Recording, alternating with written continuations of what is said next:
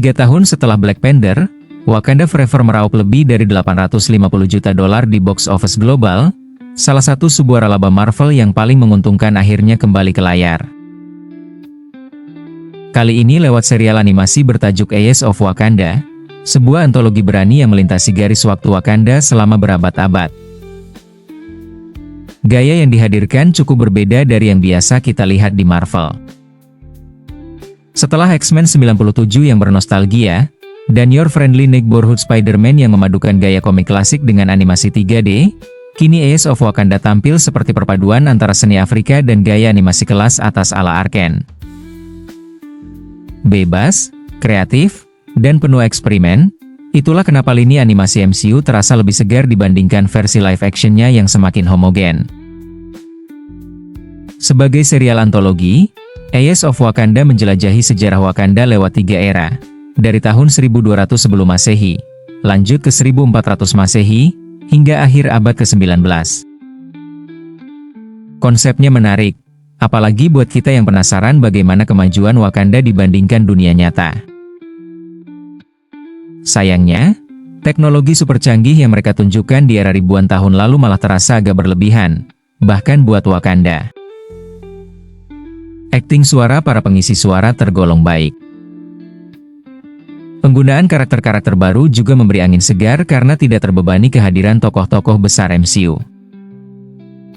Ada kejutan menarik, dari kemunculan Iron Fist, sampai twist ganda di episode terakhir, yang menyambungkan serial ini ke MCU lebih luas, tapi tetap tanpa terkesan dipaksakan. Namun, serial ini terasa seperti pameran visual saja hingga menjelang akhir. Kita memang dapat melihat sisi lain Wakanda, tapi taruhannya terasa kecil. Episode terakhir akhirnya memberikan kejutan yang cukup cerdas, menghubungkan semua cerita sebelumnya. Tapi sayangnya, kejutan itu muncul terlalu terlambat untuk benar-benar berdampak.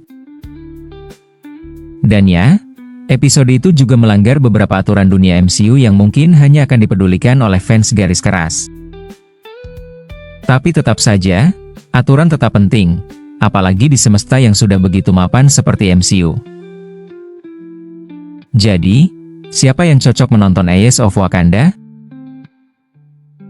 Bukan anak-anak, karena beberapa adegannya cukup keras. Bukan juga untuk penggemar sejarah murni, karena akurasinya lumayan bebas. Tapi untuk penggemar dunia Black Panther, atau mereka yang mengagumi pembangunan dunia ala Ryan Coogler, serial ini jelas layak dicoba. Pada akhirnya, kebanyakan penonton mungkin akan merasa bahwa Eyes of Wakanda punya potensi lebih besar dari apa yang disuguhkan. Alih-alih menjadi serial penuh yang epik, ia justru lebih terasa seperti acara spesial.